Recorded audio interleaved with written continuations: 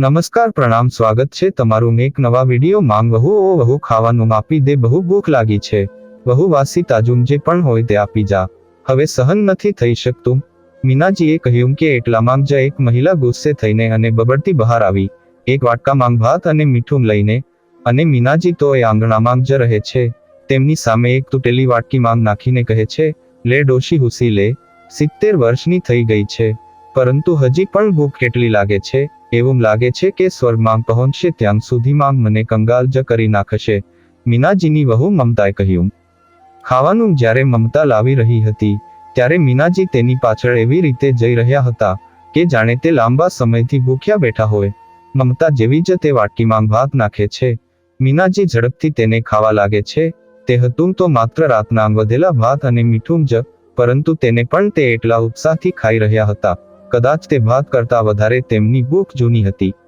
મીનાજીને આ રીતે ખાતા જોઈને મમતાને ઈર્ષા થાય છે અને તે મીનાજીના વાટકીના ભાતને જમીન પર નાખી દે છે મીનાજી થોડીવાર તેની સામે જોયા પછી જમીન પરથી જ ખાવા માંડે છે ત્યાર પછી મમતા ત્યાંથી જ દિવસે સાંજે મીનાજી જતી રહે છે તે જ દિવસે પોતાના ખાટલા પર બેઠા હતા કે ત્યારે જ તેમનો પૌત્ર ગોલુ એક પ્લેટમાં થોડા ભજીયા ખાતો અને ફોન મચેડતો આવે છે અને પોતાના દાદી પાસે બેસીને તેમને ખાવાનું પૂછે છે આજે ખબર નહીં કેટલો સમય વીતી ગયો મીનાજીને આવું ખાવાનું ખાધા વગર કદાચ તેમને પોતાને જ યાદ નથી ભજીયા જોઈને તેમના મોંમાં પાણી તો આવી ગયું પણ તેઓ એક પણ ભજીયું ખાતા ડરી રહ્યા હતા ગોલુ વારંવાર કહેતો હતો કે લો ને દાદી એક તો લો પણ મીનાજી ના પાડી રહ્યા હતા તો આના પર ગોલુ તેમના મોઢામાં જબરજસ્તી ભજીયું નાખી દે છે એ ભજીયાના મોંમાં જતાની સાથે જ મીનાજીના ચહેરા ઉપર એક પરમ સંતોષની ઝલક જોવા મળે છે તેઓ આંખો બંધ કરીને ભજીયાનો સ્વાદ માણી જ અચાનક કોઈએ રહ્યા હતા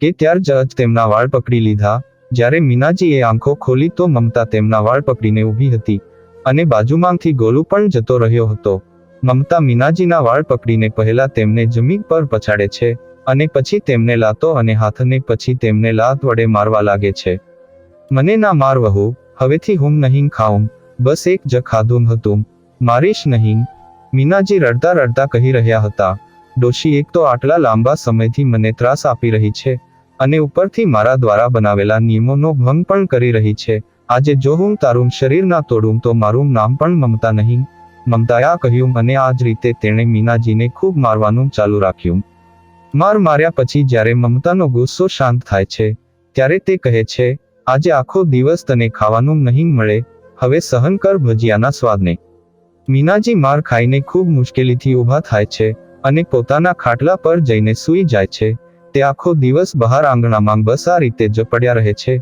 કામ તો તે કોઈ કામ કરતા કામ તો પોતાના ખાટલામાં સૂઈ રહેતા ગરમી હોય ઠંડી હોય કે પછી હોય વરસાદ ઘરની અંદર જવાની તેમને પરવાનગી નહોતી તેઓ આંગણામાં જ પડી રહીને માખીઓ સાથે વાતો કરતા તેમનો પુત્ર પુનીત જે બજારમાં પોતાના પપ્પાએ બનાવેલી કરિયાણાની દુકાનને ચલાવતો હતો તે ના જાણે કેટલી વખત તેની માંગ પાસેથી નીકળતો હતો પરંતુ ક્યારેય પોતાની માંગને તેમનો હાલચાલ નહોતો પૂછતો અને મમતા મીનાજીનું ધ્યાન ત્યારે જ રાખતી હતી જ્યારે તેની બંને નણંદો ત્યાં આવતી હતી તેમની સામે તે મીનાજી સાથે ખૂબ જ સારું વર્તન કરતી હતી પરંતુ જ્યારે દીકરીઓ પોતાના ઘરે પાછી જતી રહેતી હતી ત્યારે તમામ સેવાઓ મમતા વ્યાજ સહિત વસૂલ કરતી હતી હા મીનાજીને ઘણી વખત ઈચ્છા થઈ કે તેઓ તેમની દીકરીઓને મમતા અને પુનીતની અસલિયત જણાવે પરંતુ પછી એ વિચારીને ડરી જતા કે ક્યાંક આવું કરવાથી મમતા તેમને આ ઘરમાંથી જ ના કાઢી મૂકે તો પછી તે જઈને પોતાની પુત્રીઓનો બોજ બની જશે તે તો એમ પણ પોતાની સાસરીવાળા પર આશ્રિત છે એક દિવસ સવારે મીનાજીને સમાચાર મળે છે કે તેમની નાની દીકરી સુનૈના આવવાની છે મીનાજી ખૂબ ખુશ થઈ જાય છે ચલો આજે 1 વર્ષ પછી કંઈક સારું ખાવાનું મળશે કારણ કે સુનૈના 1 વર્ષ પહેલા આવી હતી પોતાની દીદી સંગીતાની સાથે જ્યાં સુનૈનાની સાથે જ્યાં આગમન વિશે સાંભળ્યા બાદ મીનાજી બહુ ખુશ થયા હતા ત્યાં મમતા ગુસ્સાથી બડબડાઈ રહી હતી અને બોલી રહી હતી કે શું આમને કોઈ કામ ધંધો નથી કે વારંવાર મોં ઉઠાવીને આવી જાય છે હવે તેમની સાથે આ ડોશીની પણ સેવા કરવી પડશે જો મારું ચાલતું હોત તો આ ડોશીને ઝેર જ આપી દીધું હોત ના કામની ના કાજની દુશ્મન અનાજની પછી એ દિવસ આવી ગયો જ્યારે સુનૈના આવી સુનૈનાનો આવવાનો સમય સાંજનો હતો પરંતુ તે વહેલી આવી ગઈ અને તેણે તેના ભાઈ અને ભાભીને તેની જાણ અગાઉથી નહોતી કરી, કારણ કે તે વહેલા આવીને બધાને ચોંકાવી દેવા માંગતી હતી. પણ વહેલા પહોંચીને થયું એવું કે તેણે ઘરમાં પ્રવેશતા જ ખાટલા પર આડી પડેલી પોતાની માંગને જોઈ લીધી. તો તે કહે છે, શું થયું માંગ, તું આમ બહાર કેમ આડી પડી છે? મીનાજીએ કહ્યું, અંદર ખૂબ જ ગરમી થઈ રહી હતી, તો બહાર ખુલ્લી હવામાં આવી ગઈ. પણ બેટા, તું આટલી વહેલી કેવી રીતે આવી ગઈ?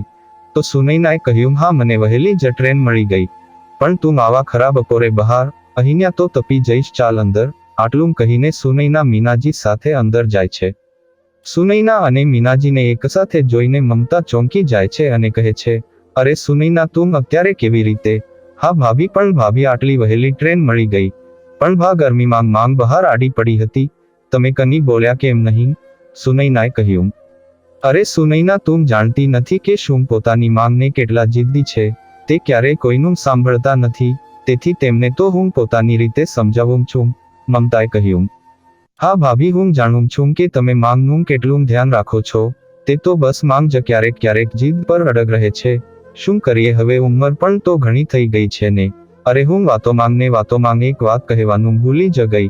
ભાભી, કાલે સંગીતા દીદી પણ આવી રહી છે. વાત એમ છે કે આવા રહ્યા છે. વાત પપ્પાએ અમારા ત્રણેય ભાઈ બહેનના નામે બધી પ્રોપર્ટી કરી રાખી છે.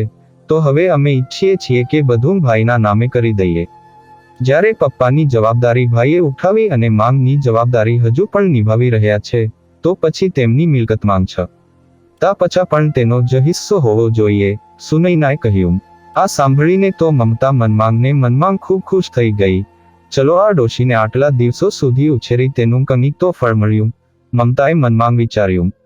આ બાજુ મીનાજી મમતાની વાતોથી દુઃખી થઈ જાય છે અને વિચારે છે કે મારી ભોળી દીકરીઓ પોતાની માંગની આંખોને કાશ વાંચી શકી હોત અને પોતાના ભાઈ ભાભીનો અસલી ચહેરો જોઈ શકી હોત. હું તો કંઈ બોલી નથી શકતી. જો હું આ વખતે પણ ચૂપ રહીશ તો ઘણું ખોટું થઈ જશે. ના, મારે હવે ચૂપ ના રહેવું જોઈએ. અને પછી તેઓ સુનૈના પાસે તેના રૂમમાં જાય છે. આવ મમ્મી, આજે મારી પાસે જ સૂઈ જા. અહીં આડી પડ, હું તારા પગમાં તેલ લગાવીને માલિશ કરી દઉં છું, સુનૈનાએ કહ્યું. સુનૈનાએ જેવા જ પોતાની માંગના પગને પોતાના ખોળામાં લીધા, તેના પર અગ્નિક ડાઘ જોઈને તે ચોંકી ગઈ અને તેણે પૂછ્યું, મમ્મી, આ બધું શું છે? આ ડાઘ કેવી રીતે પડ્યા? મીનાજી તો બધું સુનૈનાને કહેવા જ ગયા હતા, પરંતુ જ્યારે સુનૈનાએ ડાઘ વિશે પૂછ્યું, તો તે ગભરાઈ ગયા અને વાતને ફેરવી નાખી અને કહ્યું કે ખબર નહીં, આ ઉંમરે તો આ બધું થતું જ રહે છે. ખાવા પીવામાં બેદરકારીને કારણે કંઈક થયું હશે. તું આ બધું છોડ અને માલિશ પર ધ્યાન આપ. ત્યાર પછી રાત્રે બધા સૂઈ જાય છે. મીનાજી સુનૈનાની બાજુમાં ગાઢ નિંદ્રામાં સૂતા હતા કે ત્યારે જ મમતા આવીને તેમને ધીરેથી ઉઠાડીને બહાર આવવાનું કહે છે. મીનાજી પણ દબાયેલા પગલે મમતાની પાછળ રૂમની બહાર જતા રહે છે. મમતા મીનાજીને રસોડામાં લઈ જાય છે અને કહે છે, ખૂબ આરામ કરી રહી છે, કરી લે આરામ, બસ થોડા દિવસોની જ વાત છે. એકવાર તારી આ દીકરીઓ પોતાનો હિસ્સો છોડી દે, એ પછી તો તેમની સામે આ બધા ઢોંગ કરવાની જરૂર નહીં પડે. પછી તો હું તેમનું અહીં આવવાનું પણ બંધ કરી દઈશ. હા, પણ સાંભળ ડોશી, જો તે પહેલાં તેમને કોઈ વાતની સહેજ પણ ખબર પડી તો તારી ખેર નહીં.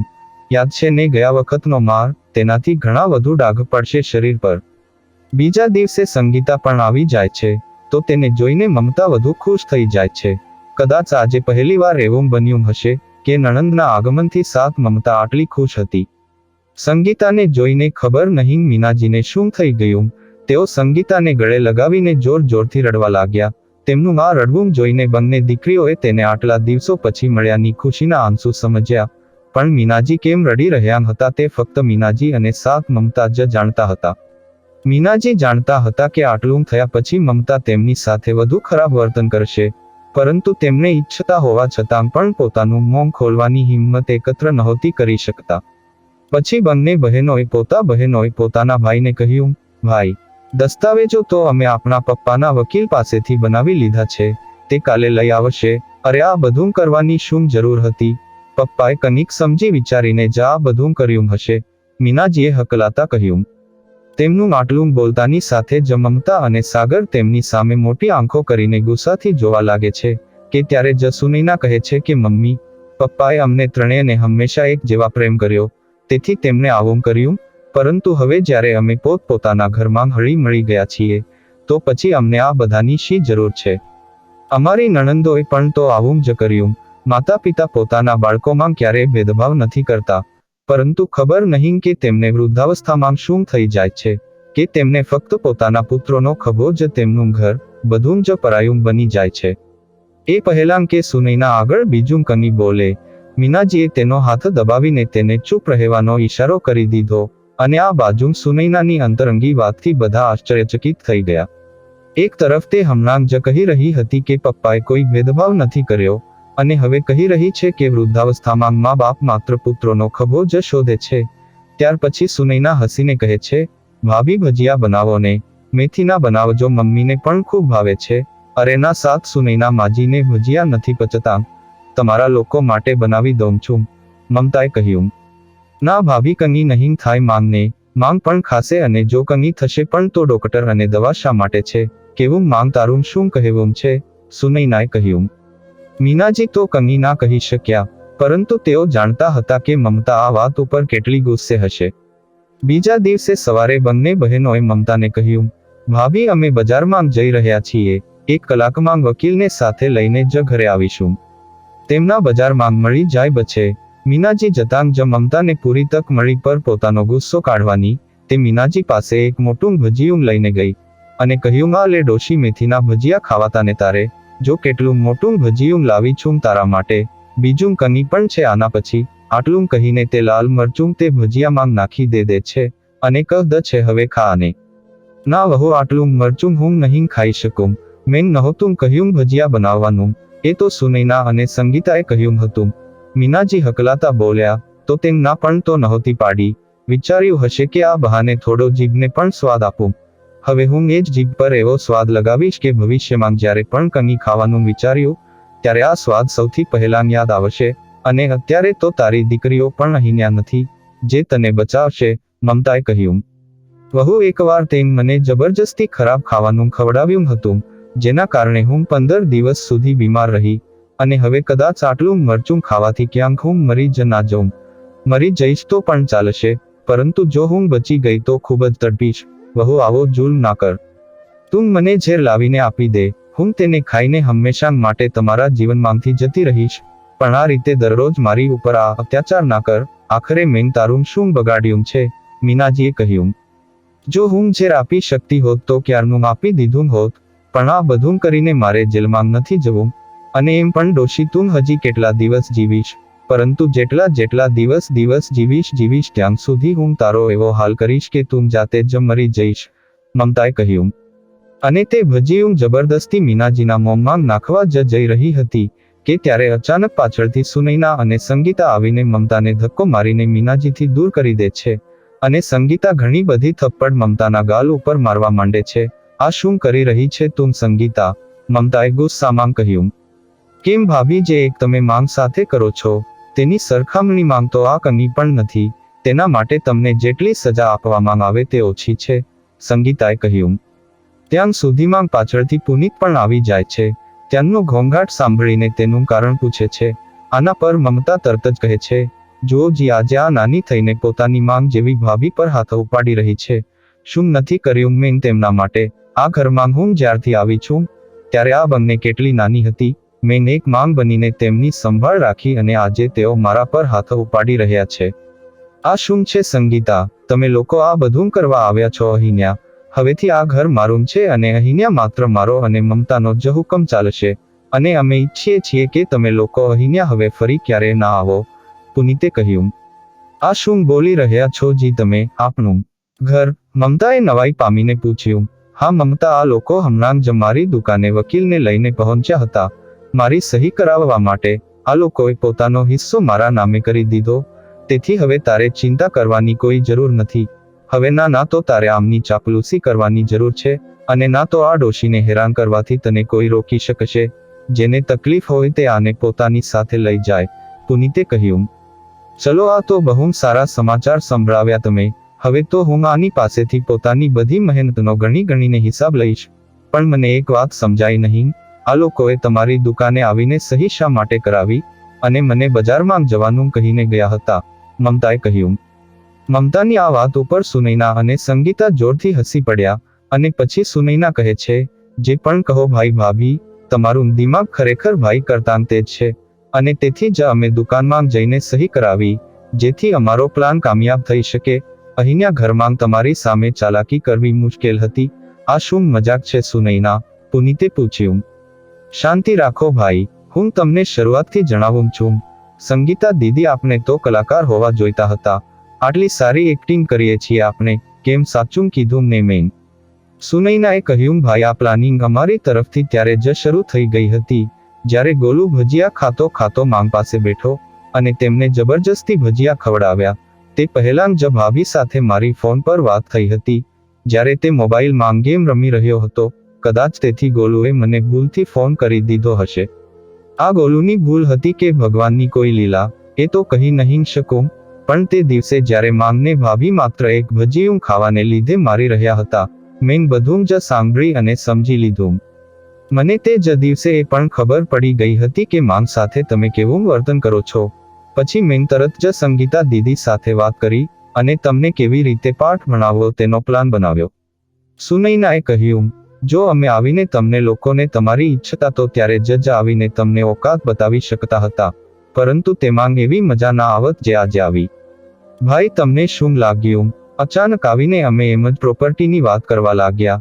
ના, અમે ઈચ્છતા હતા કે પહેલા તમારી પાસેથી બધું છીનવીને માંગના નામે કરી દઈએ, પછી તમને લોકોને પણ તમારા સાસરે મોકલી દઈશું.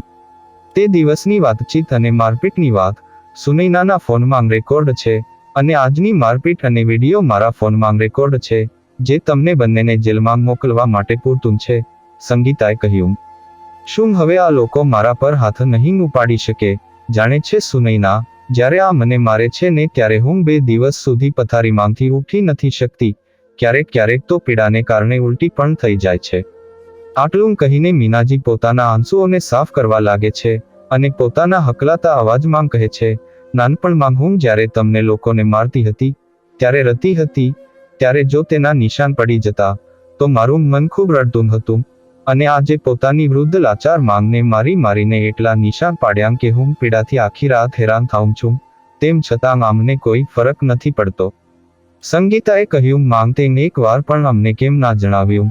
શા માટે આટલો અત્યાચાર સહન કરતી રહી? ડરતી હતી બેટા આના મારથી, અને આનો માર હું તો પણ તેણે સહન કરી લેત, પણ પુનીત જ્યારે મને મારતો હતો ત્યારે તો મને પોતાના હાડકાં ભાગતા હોય એવો અવાજ પણ આવતો હતો, પણ અફસોસ આટલો માર ખાવા છતાં પણ આજે હું જીવતી છું.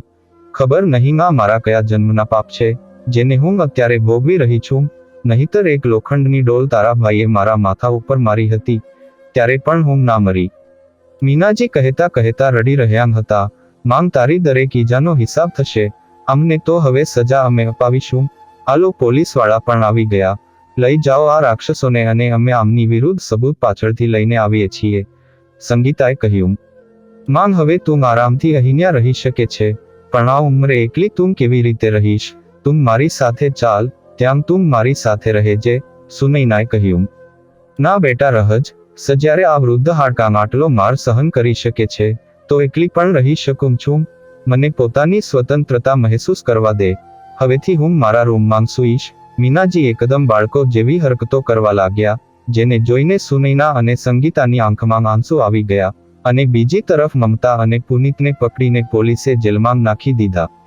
જ્યારે 5 વર્ષ પછી તેઓ જેલમાંથી છૂટીને ઘરે પાછા આવ્યા, ત્યારે પોતાની માંગ સામે જોરથી રડીને માફી માંગવા લાગ્યા. માંગજી, કૃપા કરીને મને માફ કરી દો, હવેથી હું એવું કામ નહીં કરું. પરંતુ મીનાજીએ બધું કેવી રીતે ભૂલી શકે, જે મમતાએ કર્યું હતું. તેમને સ્પષ્ટ ના પાડી દીધી કે હું તમને બંનેને માફ નહીં કરું. પુનીતે પોતાની બહેનો સામે હાથ જોડીને વિનંતી કરી કે માંગને મનાવી લો. સુનૈના અને સંગીતા દ્વારા ઘણા સમજાવ્યા પછી મીનાજી પોતાની વહુ અને પુત્રને માફ કરે છે, અને કહે છે કે પોતાના ગૃહસ્થીની એક નવી શરૂઆત કરો, અને ખુશીથી પોતાનું જીવન વિતાવો. કહેવાય છે ને કે સુબહ કા ભૂલા અગર શામ કો ઘર આયે તો ઉસે ભૂલા નહીં કહેતે. તો મિત્રો, તમને વાર્તા કેવી લાગી તે કોમેન્ટમાં જરૂર જણાવજો. વાર્તા ગમી હોય તો વિડીયો લાઈક, ચેનલમાં પહેલીવાર કરજો. જો તમે આ ચેનલમાં આવ્યા હોય તો સબસ્ક્રાઇબ કરવાનું અને બેલ આઇકોન દબાવવાનું ભૂલશો નહીં. પૂરી વાર્તા જોવા બદલ તમારો આભાર. મળીએ એક નવા વિડીયોમાં, ત્યાં સુધી બધાને જય શ્રી કૃષ્ણ. ધન્યવાદ.